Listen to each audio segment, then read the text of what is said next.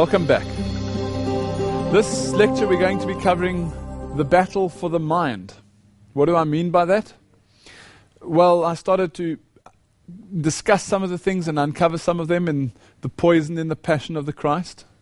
There's a war on at the moment between the forces of good and evil, and this war is a continuation of the war that took place in heaven. Now, we need to understand that there certain things can have effect subconsciously, even if we don't cognitively know about it. And this is why the Bible over and over and over again warns about how we should protect and what we should do to secure our minds.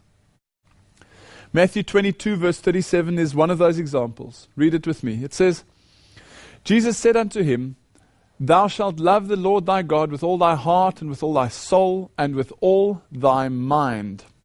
Acts 17:11 says, These were more noble than those in Thessalonica, in that they received the word with all readiness of mind and searched the scriptures daily whether those things were so. Let's go through all these texts one after the other, and then you'll understand how this all fits together. Romans 12 verse 2 says, And be not conformed to this world, but be ye transformed by the renewing of your mind, that ye may prove what is that good and acceptable and perfect will of God. 1 Peter 1:13, Wherefore gird up the loins of your mind, be sober, and hope to the end for the grace that is to be brought unto you at the revelation of Jesus Christ. And Hebrews explains why we need to protect our minds. Hebrews 8 verse 10. For this is the covenant that I will make with the house of Israel after those days, saith the Lord. I will put the laws into their mind and write them in the hearts. And I will be to them a God, and they shall be to me a people. And then 1 Corinthians 2:16 says, For who hath known the mind of the Lord, that he may instruct him? But we have the mind of Christ. Now that's a very difficult thing, to have the mind of Christ. It's not an easy thing. It's something that we have to work on constantly. Titus 1:15 says, Unto the pure all things are pure, but unto them that are defiled and unbelieving is nothing pure. But even their mind and conscience is defiled. You see, if Satan can twist our minds or infiltrate them, then he can twist our understanding and infiltrate that as well. Today, we are surrounded by many, many, many forms of sensory stimulation, of which the media is just, or the media as in television and the news, etc., is just one method. Albert Einstein once said, The ruling class has the schools and press under its thumb. This enables it to sway the emotions of the masses. So somehow the ruling class is able to configure the information in such a way that you receive what you're supposed to receive. In other words, he who's in control will feed you what they want to feed you. Is this possible? Well, the Commission on the Freedom of Press states the following. It says, The owners and managers of the press determine which person, which facts, and which version of the facts, and which ideas shall reach the public. So that's interesting. That was recognized by Einstein and confirmed in the Commission on the Freedom of Press. One of the ways that we can just look into this and how does this all work, one version of the facts, one example I can use is overpopulation. I'd like to put up some graphics for you to see that you can determine for yourself whether this idea of overpopulation is as urgent as what it's made out to be.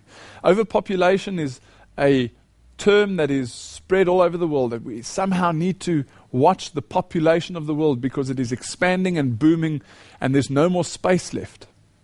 Have a look at this graphic. This is an image of the world as we know it, the layout of the continents. According to the CIA, the estimated population at July 2007 was 6.602 billion people. So it's just over 6 billion people on Earth. Now, 6.6 billion people, let's just analyze that concept and say, how much space would we need for 6.6 billion people? Well, we lived on a property that was 50 meters by 50 meters, 2,500 square meters in other words. That's quite a large property. So let's take that for the average 4-member family. 50 meters by 50 meters, 2,500 square meters per 4-member family. If you were to divide that, you would come to 625 square meters per person. Now, you take 6.6 billion people and you multiply it by 625 square meters per person, you come to an enormous figure of 4,125 billion square meters. Now you divide this and it works out to 4.125 million square kilometers. That calculation is a simple way of illustrating what space would be needed to house a population of 6.6 billion people if each one was given 625 square meters. I've got 625, you've got 625, your wife has got 625 square meters for themselves. So how much is 4 million square kilometers? Well, look at this.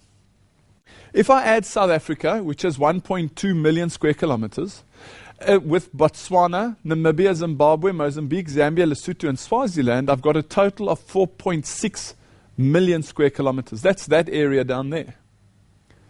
I've got 10% extra in store, and I can, according to that calculation of 6.6 billion people, I can fit the entire population into the southern tip of Africa.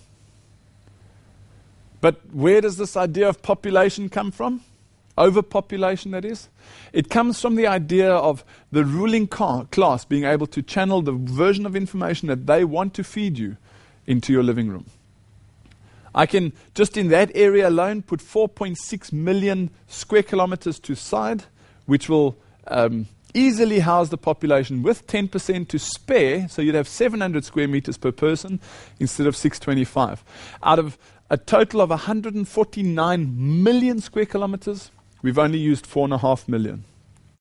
This is the type of way information is channeled according to somebody's own perception or agenda. Okay, so how does this all work and where does the media fit into this? Well, the media is the tool which is used to soften our minds, as we've just explained and showed in The Poison in the Passion of the Christ in the previous lecture. Our minds actively accept new ideas which previously would have been maybe uncomfortable. Over a period of time, we start to acknowledge these as fact. There are two forces in the world: evil and good. The same way from heaven, that happened in heaven, there were two forces in heaven and that caused war. Now there's two forces on earth and the war continues, but it's a secret war. Jesus has a network, and his network is a network of information and of influence. This network is in direct opposition and contrast to Satan's network. He also has a network. Jesus' network is split into two major sections. Firstly, service to God, which is a fulfillment of what you would have done in the holy place in the Old Testament sanctuary. And then service to man, which is go and teach all nations, baptizing them in the name of God the Father, the Son, and the Holy Spirit. This is the commandment that's been given to us. Read my words, search the scriptures, study the word, and take it to the world. Two main areas of focus, if you like, for the word of God and as regards Jesus' network. So what about Satan's network? Well, you see, this is where the problem is. Satan's network, his pie graph, is split up into many, many areas. I'm going to be discussing some of them in this lecture. But let me just run quickly through some examples and then it'll make sense towards the end of the lecture. Sport is one of them. Magazines. It's much easier today to read Heat magazine or People magazine or You magazine rather than studying the Word of God. Sport also, it's quite easy to sit back and watch whatever on TV, some sporting event, rather than spending time turning off the telly and reading the Word of God. Sex and pornography is an example. Music is an example of keeping especially the young people busy. What about raves and parties and these nightclub ideas? Cell phones. Have you seen how busy our young people are? The new generation that's just coming through. Cell phones absorb almost 100% of their time. What about drugs? Do drugs lead you to Christ or away from Christ? Movies, food, you can carry on and on. The internet, PCs and keeping busy with computer games. How many times do you have to pull your child away from the computer games? How often do we have to try and turn off the TV to get them away? What about homosexuality? Does that lead you towards God or away from God? What about spiritualism? Does it lead you towards God or away from God? What about secret societies? We've started at the bottom and we've worked our way through to being a master mason. Well, you're only 3 degrees up the very long ladder of 33 degrees. And usually you only find out at the 33rd degree what's really going on. Even work can be a challenge. Not because it's a burden for us physically, which that it is, but taking you possibly away from the Lord. Where you get so busy and so absorbed that you don't have time to read and study the Word of God. And then also wealth and influence. As a result, usually of hard work, we get so absorbed in the success of our hard work that we enjoy it more than we should be just acknowledging it as a part of the success. You see, Jesus has a network and he's trying to draw us deeper into evangelizing and studying his word.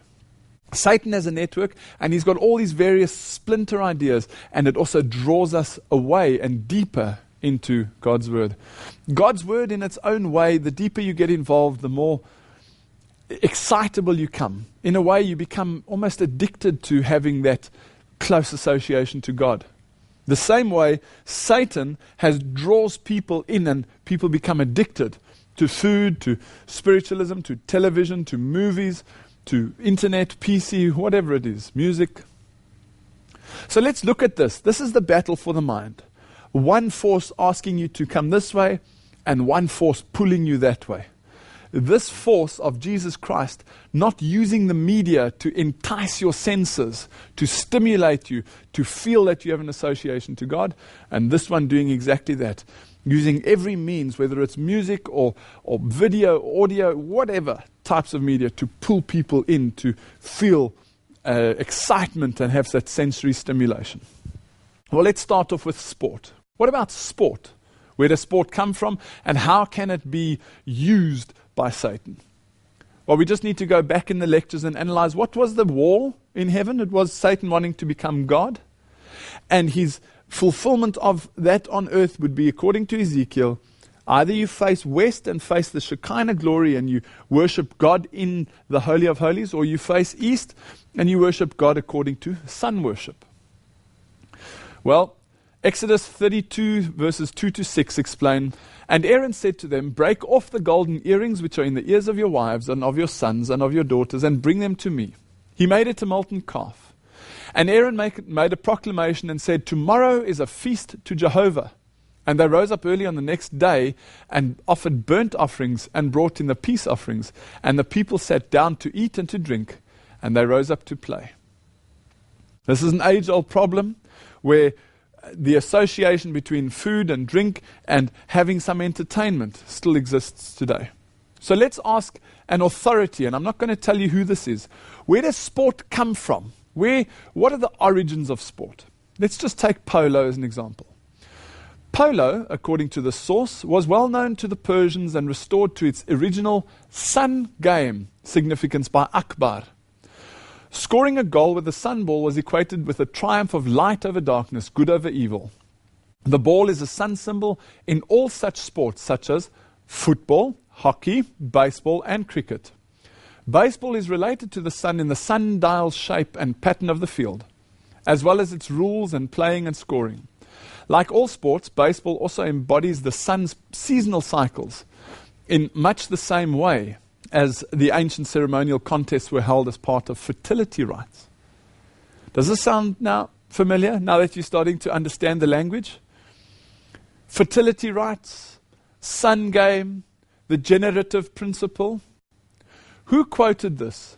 Where does this come from? The sun game of polo and the sun ball pointing at hockey and cricket and soccer and baseball, all playing with the sun ball or the symbol of the sun. Who quoted that? Well, there it is. UNESCO, page 87 and 88, the sun in myth and art. Let's ask them again, what else do you know about sport? They say, Sumerian Gilgamesh story inscribed in cuneiform tablets narrates how the sporting equipment, a stick and a ring or a ball, which Gilgamesh had carved out of an uprooted tree, had fallen into the netherworld as he began oppressing his people by repeated athletic competitions. And how eventually it was the sun god who opened a hole in the ground in order to recover them. Listen to what it says. The Olympic torch, which the runner carries to mark the sun's cyclic movement through the Olympiad, the 4-year period until the next games, is also celebrated to the sun's cyclic rhythm, first celebrated in Greece. The games were ceremonial contests in honor of Zeus. Wow! So it's not only in the Gilgamesh story where they speak about sun worship, it was the sun god that saved them. Not only that, secondly, it is the Olympic torch, which is the embodiment that the Kara runs of the sun worship system. And that this sun worship system, through its cyclicity of every 4 years, is actually reminding people about the first games that were done in the honor of Zeus. Do you remember when we did the 7 trumpets and the 7 seals, and we did the 7 churches? Do you remember there was a church where the Lord said, this is the seat of Satan, where Satan has his home? Well, that was a temple to Zeus. Who says this? UNESCO. Here we have an image of the sun, moon, and other planets floating above the head or overhead the 1992 Barcelona Games. The sun's association with sports predates the deities Heracles and Apollo in Greece, as is evident from the epic tale of the Sumerian hero Gilgamesh. This idea of sun being involved, you might be at the Olympic Games watching the opening ceremony and you don't have a clue. The people that are running the system, however, do. They know that they are getting people involved in sun worship. In ancient times, you take Rome as an example. The emperor, who was believed to be a reincarnation of the sun god, which is exactly what the pharaoh used to be, the emperor would have great sporting events where the sun god would be pleased by certain things that took place on the field or on the ground where they were playing.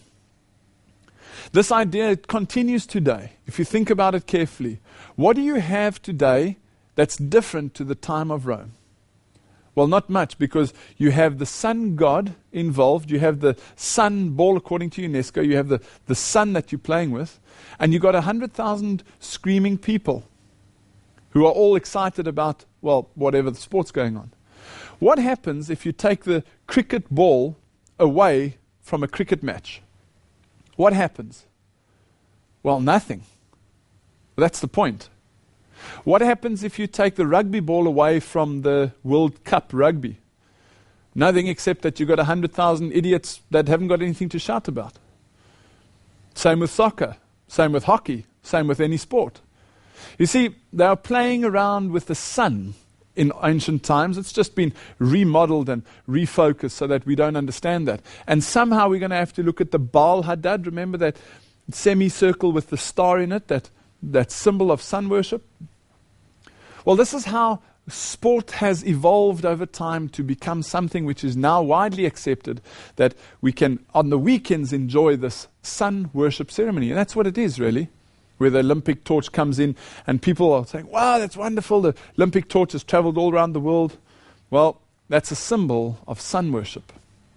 That's why UNESCO says the following. They say, as in sport, the sun is omnipresent on practically all aspects of life, whether it be art, architecture, philosophy, religion, festivals, folklore, dance, or music.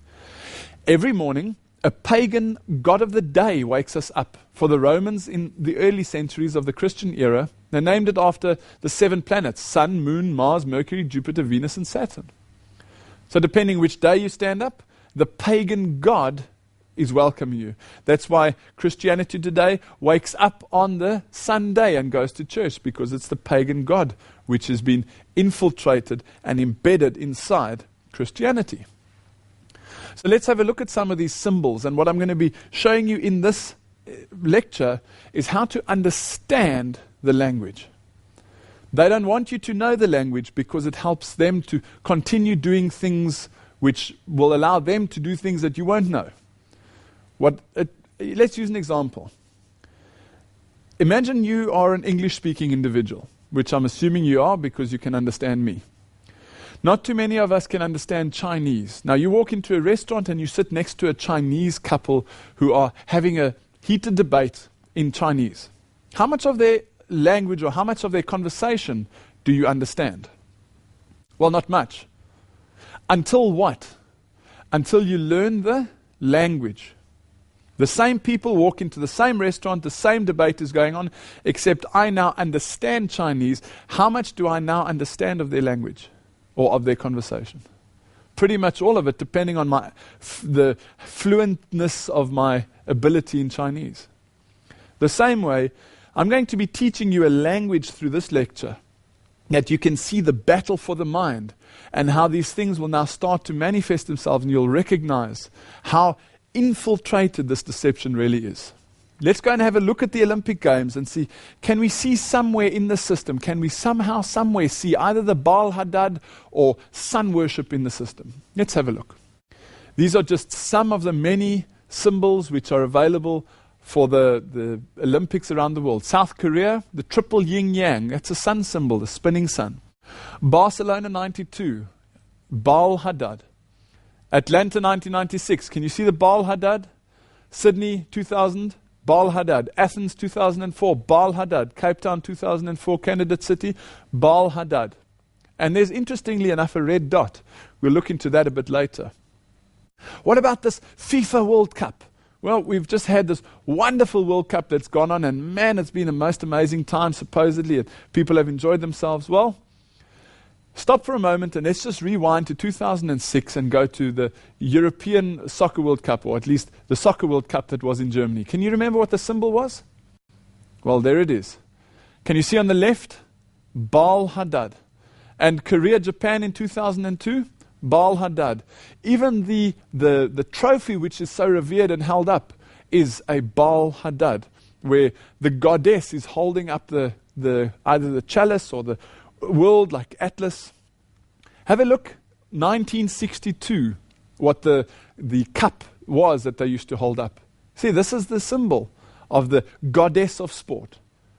The sun worship symbol which is held up for all to be revered. Everybody chasing after some sun worship system. Okay, so that's now certain types of sport. What about other sports? Well, you just have to go into something like World Soccer, and you see Manchester United that has got the dragon on their symbol, the little trident with the three-pitched fork, and you've got the chicanes and all types of Masonic symbols, 1896, various things on these world sport. Well, I just want to take you for a moment to Portsmouth, the Portsmouth Football Club.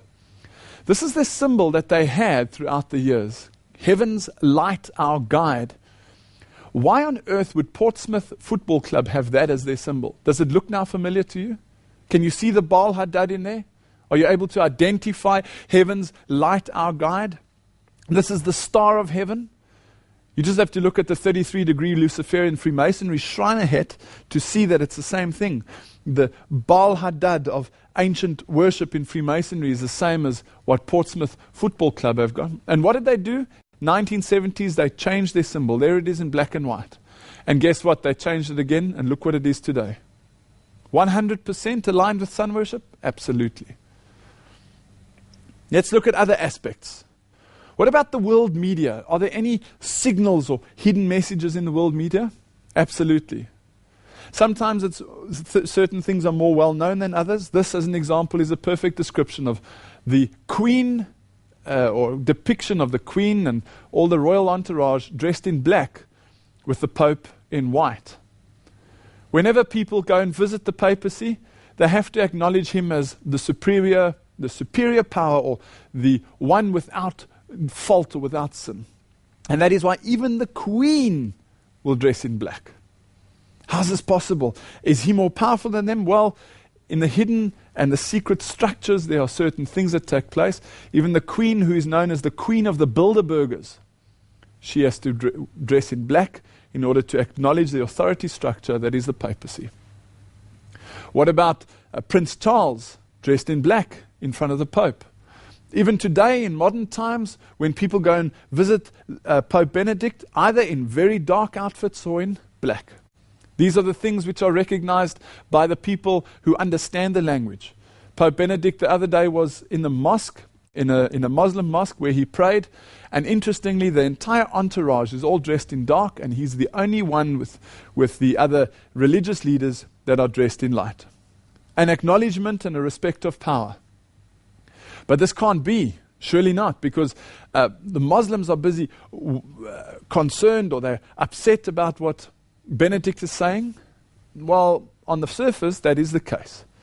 Here in 2006, and it was the 25th of September, so it's just a couple of months ago. Here Pope Benedict met with the Muslim group, and where is he? He's in the middle, the only one dressed in white, with the others all sitting around him. You see, this is the important thing of looking at pictures and symbols. And why do I say that's important? Well, 2 or 3 lectures ago, I showed you the quotation from the Freemasons themselves that said, how we will now speak in symbols because the Tower of Babel has been ruined by God changing man's tongue. In other words, from now onwards, because Nimrod was seen as the first Mason, from now onwards, we will no longer speak secretly using languages, we will use symbols. Here's an example of exactly what I'm saying. Pope Benedict XVI is welcomed on the steps of the synagogue in Köln, Germany, by Rabbi. In the background, you'll see the German Cardinal Walter Kasper. He's the president of the Pontifical Council for Promoting Christian Unity. This picture by Reuters shows the welcoming of the papacy inside the inner circles of Judaism. We've covered this in a previous lecture. But there behind is Walter Kasper, who's helping the Christians unite. This is what is known as a signal picture. Another example of this is from Loyola's cave. There you can see Loyola's cave at the Vatican. This is Ignatius Loyola, the founder of the Jesuit movement. When George Bush went to go and meet with Pope John Paul at the time, where did they sit? In front of Ignatius Loyola's image, right in front. Remember we showed you the quote that says, if everything that happens in politics happens for a reason. If it's happened, then it's been planned that way. Well, that's exactly the case in this point. Here, George Bush, you'll see dressed in black with a Pope in white. Same with the British Prime Minister, black dressed in white. What about Margaret Thatcher, Maggie Thatcher? She's such a prominent woman. Well, even she submits to black and white. And Jimmy Carter and the leaders from the Far East, black and white. Interesting to see how Tony Blair, when he met with the Pope, he gave him a Masonic handshake. You'll see there where they put the thumb on the thumb on the knuckle, being a Masonic handshake. I'll show you more of these just now. Indicates that there's a certain understanding, which the goyim, the cattle, the people on the ground don't often know. And at that meeting, horror of all horrors, Cherie Blair, Tony's wife, came dressed in white. And boy, was there an outcry. Man. And I thought to myself, why would that be? Nothing happens by chance. She knows that she has to. What on earth is going on? And boom, a couple of weeks later or a couple of months later, headlines. Blair will convert to Catholicism soon. Telegraph.co.uk. And when? 22nd of June, 2007. What about this one? Blair may become Catholic soon. His conversion from Anglican to Catholicism. And the Prime Minister has even discussed becoming a Roman Catholic deacon. Wow. See, these are the things which you are able to detect prior to certain things becoming manifest in reality. How has he now become the Middle East envoy? Well, he's certainly got a role to play there. Here it says, convert. Blair's been a Catholic for 25 years already. He's not going to be converted. It's all been a show. I'm an Anglican, my wife's a Roman Catholic, but actually underneath the ground, because of this coming together of the Catholic and the Anglican Church, as we've showed in a previous lecture, inside he's actually been not only a Catholic, but he's even thinking of becoming a deacon. He's been a deacon for a Catholic for 25 years. And that's also why when things that are filled with horror for us as the cattle on the ground, when we see images of Pope John Paul with Gorbachev, it makes sense why he can accept or be with people that we would at the time not understand what's going on. What about even the Muslims? Yasser Arafat kissing the ring of the Pope. Interesting to look at Bono there. I'll get to Bono a little bit later. Just pointing forwards in the lecture, Bono is a very, very interesting character, and we'll have to uncover what's going on there. Well, here also you have the papacy and Muslims on equal footing, bowing down to the Pope and the Pope acknowledging them in their situation. Well, in 1984, Ronald Reagan came to visit Pope John Paul II. Very interesting. We'll be understanding why he came to visit him in the lecture called An Image to the Beast. Don't miss that lecture. We'll understand why Ronald Reagan was dressed in brown. What was going on? How was this acknowledged? Well, what happened here is, even though he was supposed to be dressed in black, that's why he wore the black tie, he couldn't outwardly appear to be 100% in submission to the papacy. Because America was founded as a Protestant country. And him opening up channels to the Vatican in 1984, that blew the people's minds. So what about the Clintons? You'll often find that there's certain chin signals and hand signals. And I want to make one thing clear to you. When I speak about the two-fingered salute, or the Baphomet giving his fingers like this, or maybe some of the hand signals coming on, you cannot take one element of this, of what I'm explaining to you, and say, boom, there's a Freemason, or boom, there's a Jesuit, or boom, this. You've got to be very careful. All it is a trigger to wake up and be aware that they might be doing something or be part of something which most people aren't aware of. I often do a lecture and I give some of the hand signals, and if somebody were to take a photograph of me and plaster it on the website, well, they could get some pretty interesting ideas about what my focus is. So you've got to take this from a holistic perspective, but at the same time, understand that certain things are leaked out first to make sure that you understand exactly where they stand. Here, receiving communion, this is only something that can be done by somebody who is a Roman Catholic.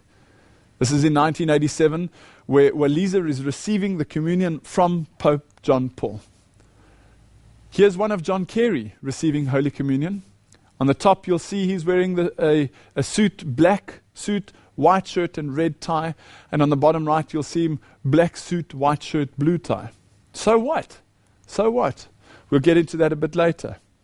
Interesting to see that Bill Clinton accepting the host or the wafer, as is often denoted in public terms. What about Madiba? Is it possible that he can be a Roman Catholic? No, can't be, because he's associated to other religions. See, this is the problem, and this is when it becomes important to understand that there's an agenda involved. Not only is Madiba or Mr. Mandela associated to the Roman Catholic Church, or he is a Roman Catholic, otherwise he wouldn't be allowed to receive the host. He had a Hindu wedding, he had a Jewish wedding, and he was starting to fulfill this idea of this one world ecumenical religion, where it doesn't matter which God you bow down to, it's all the same thing. Here he receives the body of Christ. So what was I talking about, this black, white, red, and black, white, blue? Well, again, you cannot take it at face value as the only indication to prove that somebody's involved somewhere, but certainly it's a point to stand up and take notice, or sit up and take notice. Here you can see these are the debates that were held between Gore and Bush. You can see both of them, black, white, and a red tie. And the other time when Gore was debating Bush, Bush wore the red tie and Gore wore the blue tie. This is done for the cameras more than it's done for what's really going on in the system. If you just look at George Bush himself, you'll see sometimes he wears a blue tie, sometimes he wears a red tie. Just depends on what message and what signal he needs to send out. Just look at the George Bush and Kerry debates. Here they are arguing, both of them with a red tie, and then greeting, one with a blue and one with a red. And you see George Bush is wearing the blue tie and Kerry's wearing the red. That was on September 30th, 2004. There was another debate on October 8th, 2004, where George wore the blue tie and Kerry the red. And then on October the 13th, at the third debate, they both wore a red tie. All this is saying is the one is the victim, the one is the victor, and then the one who will become victorious gets acknowledged in secret. If you don't understand Chinese, you can't understand the language. When George Bush changed his tie color, then I thought, whoa, okay, we'll see who wins this election. And George Bush won it.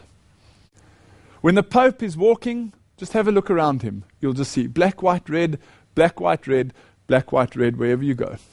Sometimes black, white, blue. Here's even Jeb Bush meeting with the clergy, black, white, red. George Bush himself, black, white, red. Bill Clinton, black, white, red. Madiba, when he was inaugurated, black, white, red.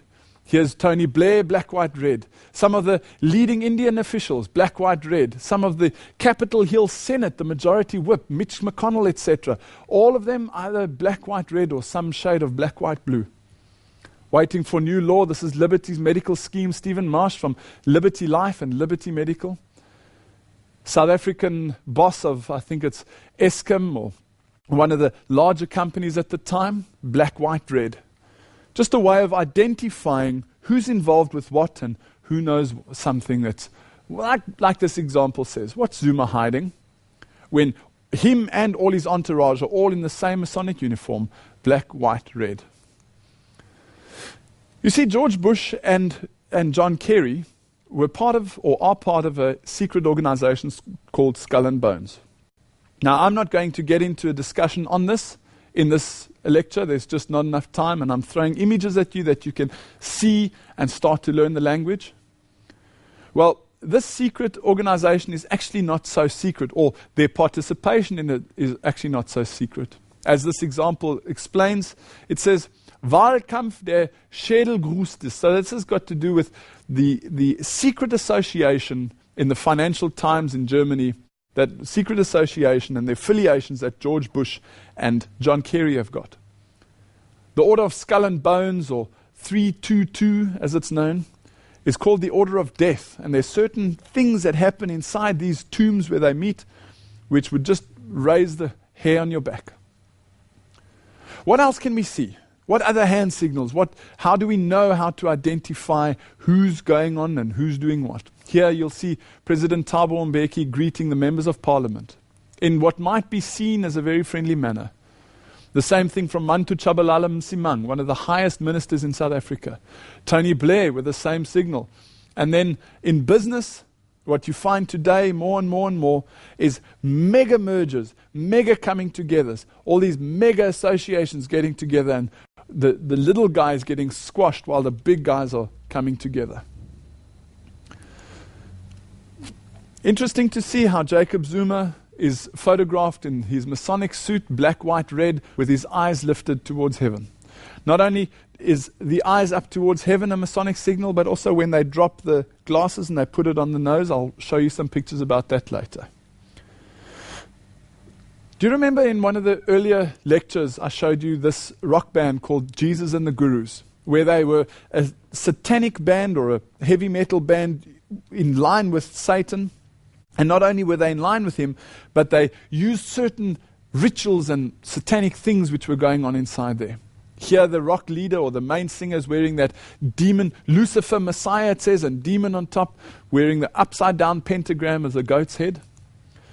There you see him with his demon on top and his black fingernails. Do you remember the hand signal that was going around in the audience at the time? It was that the two fingers up, and either with the finger on these two across or open. And open, it's supposed to mean I love you in hand signals or in sign language for deaf people. Well, again, this is one of the reasons why they would take something and use that and mutate and abuse it into a secret signal, meaning Satan himself. I'm not saying that. We take it directly from the Satanic Bible. Here it says, horned hand or the Manu Cornuto. This gesture is a satanic salute, a sign of recognition between and allegiance of members of Satanism or other unholy groups. It is a sign of recognition between those that are in the occult. It is also used at heavy metal and rock concerts to affirm their allegiance to the music's message and the band members. So this idea of the horns is something which is readily recognized. As Swali says, that is an old, well-known greeting of one of the Satanists to another. Usually the Illuminists are a lot more subtle and don't do that publicly. See, this is historically what would have happened. You don't do these signs publicly because you don't want people to really know what's going on. But as we're getting closer and closer to the end of time, and as the last of the prophecies are being fulfilled, these signs are becoming more and more prevalent, and you can see them openly. This is George Bush at his inauguration. Does that look familiar? Or maybe his wife? What about at the actual table of his inauguration? Can you see the Masonic suit? Black, white, blue. And his daughter? Again. There are many more that I'm going to show you, but I want you to understand that when he's approached on this, or he's asked, why do you do that? He says, oh no, I'm a Texas football fan, and the Texas, those are the horns of the Texas whatever animal or ox or whatever, bull, I don't know. That's what they'll tell the koyim, that's what he'll tell the cattle. But secretly inside, the people understand that this is a symbol of identifying where their allegiance is. Here you have Bill Clinton doing the same thing. And John Kerry campaigning in October 2004. This is one photograph that was done of him. Please notice in front the 666. And you'll see John Kerry wearing the Masonic outfit, black, white, blue. Not only that, Dio, who's a satanic rock band, they have that symbol on the chest as Satan, who's hooking up the people and throwing them into the lake of fire. And then you've got King Abdullah with Putin. Why would King Abdullah also be a Texas fan or of the Texas American football fan? What about Prince William? Is he a Texas fan? The rock band Metallica, are they all acknowledging Texas as the favorite band or favorite sporting team?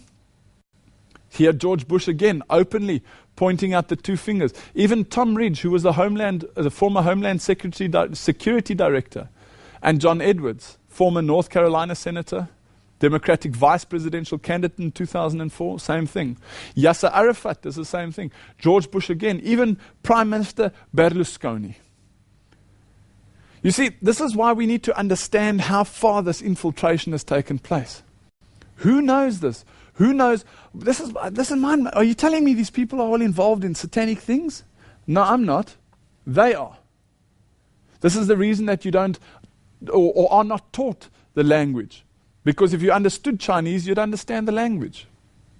What about this symbol? Has it somehow infiltrated into our children? Because that's who they're targeting. Where do we see this symbol? Do you recognize it at all? Spider-Man? What happens with Spider-Man? For Spider-Man to shoot his web out, he goes, wah, and he shoots his web out. I can't remember if it's like this, or I think it's open. He goes, wah, and he spreads his web out. And there's also this one where you have to, you get these kids' toys where you tie it to your wrist, and you have these children running around the garden going, and firing this thing. They've got no idea that they're busy with satanic things. Also the Baphomet, which we discussed earlier in the previous lecture with the 2 fingers up and 2 fingers down. Anybody that watches Yu-Gi-Oh! With a conscience will realize that it's absolutely demonic. These children's stories are becoming more and more blatant in their demonic associations. And Yu-Gi-Oh! Specifically, where they're working with tarot cards, which in itself is satanic, every time you take a card and you throw the card down, you take it with the 2 fingers, the symbol of Baphomet, and you throw the card down and you fulfill that symbol of Baphomet. They're infiltrating the children's minds. They're trying to get them to be soft towards certain things that are going to take place later on in the world. What about Christian music? We'll get into music in a second, but what about Christian music? You've got some leading figures like Michael W. Smith. You've got Amy Grant. Well, here's Amy Grant, believe it or not. On the Michael W. Smith in Concert Reunion Records 1985, on the videotape, flashing the satanic salute. Not only does she flash it, she deliberately flashes it, twice at least, on the video, to prove her allegiance. That's who I'm singing to, wow, and she sings. She's telling the people that know what to look for, she's telling them who her affiliation is.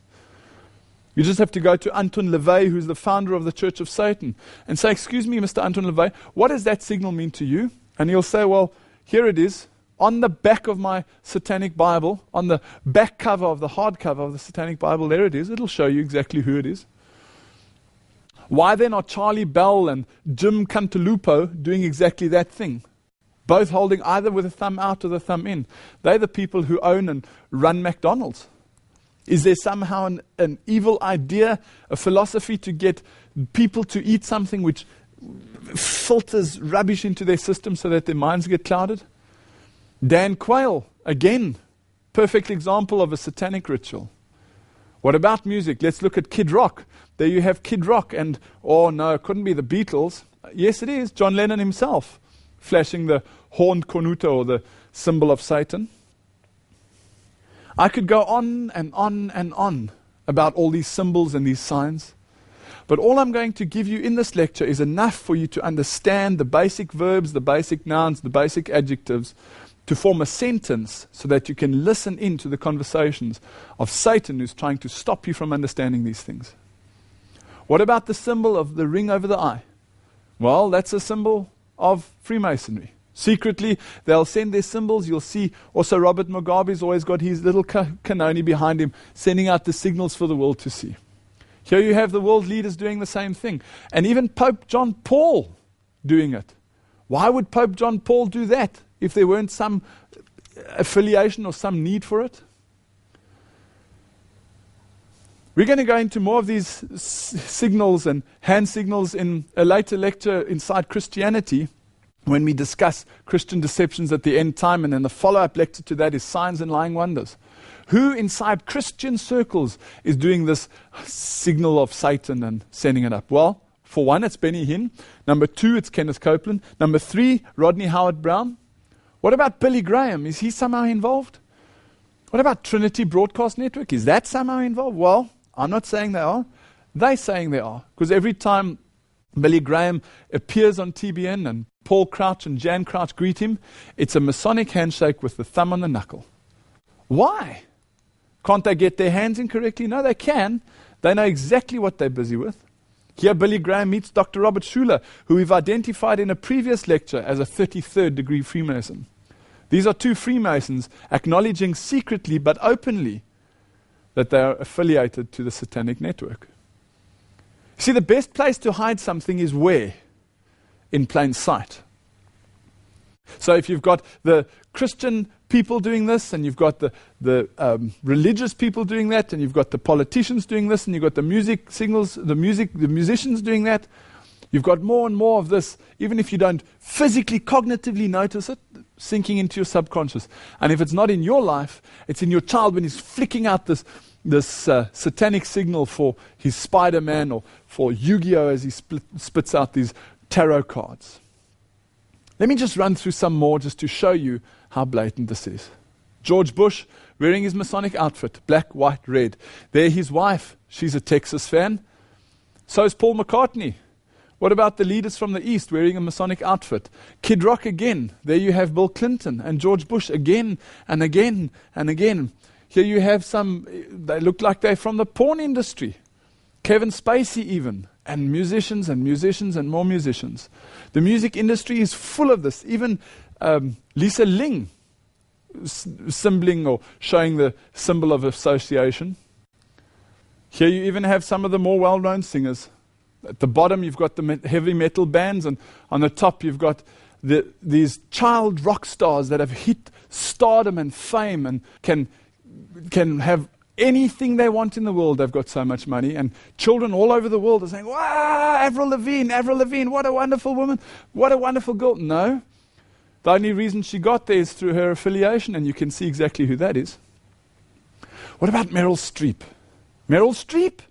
Oh, she's such a wonderful lady. She should, no, come. Well, let's, just before you tell me or I tell you, let's go and ask them, right? In 2004, Angels in America, possibly the most evil TV series of all time, was aired on HBO. The directors were given the Golden Globe Awards. The movie depicted angels having sex with homosexuals and lesbians and praised communist spies like Ethel Rosenberg. Newsweek magazine ran this revealing picture of actress Meryl Streep, who starred in the movie, giving the sign of the devil just over the head of Angels in America director Mike Nichols. Often you don't know who you're dealing with until you find out who you're really dealing with. So what's this about Bono? How's Bono involved? Is Bono involved? Well, Bono is a fascinating individual. At the moment in the world, he's one of the most influential. You find him, "Can Bono save the world?" on the front of Time magazine. Not only that, you'll see him with Bill Gates, and you'll see him on the World Economic Forum. You'll see him sitting next to Bill Clinton and Kofi Annan. Who is this man? How can he get to George Bush and Jesse Helms? Well, it's quite simple when you're wearing a bent cross hanging across your chest. If you are as influential as somebody like that is, and you understand the occult symbols that I'm going to explain to you now that he sends out, and you're wearing openly for the people, insiders, to see who your affiliation is, you can get into pretty high places. Again, Bono, rock star on a mission. Not only is he on a mission, he's the only one that can put sunglasses on the Pope. Here you have him putting sunglasses on the Pope. I mean, who is this man? What gives him the power to be able to do this? Why is he with all these people? Gorbachev wearing the red tie and Bill Clinton wearing the blue tie. What about this 4664 Nelson Mandela rock concert where Bono was one of the leading promoters of it? Well, let's tell you what they say. Mandela's prison number seems to have morphed from 4664 to 46664. There was a 4664 concert. Katie Malua herself says, "I did a Nelson Mandela gig called 4664, which raised the awareness of AIDS, and I was asked by Queen, the band who are my heroes, to sing one of their songs, 'Too Much Love Will Kill You,' with them." Following the inaugural 4664 concert held in South Africa last November, it has been announced Spain will host a follow-up in August. So weird that it is now 4664, and Mandela must back the change. These are quotations. I'm not saying it. His prison number of number 46 of 1964 has somehow changed to number 46 of 664, 4664. And even in Spain themselves, on the website it'll say, following the inaugural 4664 concert, Spain is to host the second 4664 concert. How strange when you see U2 surrounding Nelson Mandela, the most loved individual in the world, that the 4664 is now open for the whole world to see. Who's this Bono character? How does he work to get into those circles? Not only that, just the other day on the 29th of March 2007, he received an honorary knighthood. Knighthood for what? "You have permission," he says, "to call me anything you want, except sir." He did suggest some alternatives. Lord of Lords was one of them. Here he is receiving it from somebody wearing the Masonic outfit. And there he is covering up which eye? The right eye. As he holds up the supposed peace sign, he holds up his badge or his award and he covers up the right eye. What's this about the right eye? Encyclopedia of Freemasonry said, "The all-seeing eye is an important symbol of the supreme being borrowed from the Freemasons of the nations of antiquity. On the same principle, the Egyptians represented Osiris, their chief deity, by the symbol of an open eye, and placed the hieroglyphic of him in all their temples." Do you remember that? Freemasonry discussed the eye on the $1 bill, Ordo Novo Ordo Secloris, the order, the eye of the new order of the ages, is the left eye. Why is he covering up the right eye? Well, to the ancient Egyptians, the right eye symbolized the sun and the left eye the moon. You'll remember this was fulfilled in the Passion of the Christ, where Jesus is hanging on the cross and he looks to his left and he looks straight into the camera. And that was the symbol which Mel Gibson used to as his Icon Productions or Icon Studios. It was the same where Barabbas's eye was closed, the same with the unpenitent thief, the same with Icon Studios, this Lucifer idea where Lucifer is the Holy Ghost and Satan at one and the same time. In other words, the fulfillment or the embodiment of good and evil coming together in one individual. Well, that's why Bono, and here you have the image of him, covers up his right eye. And there he gives the Masonic symbol covering his right eye. And there, receiving his award, he covers his right eye, just as Jesus was the one who had a right eye darkened. These are symbols which will start to make sense now when you look into the media and start to understand what is being sent to us.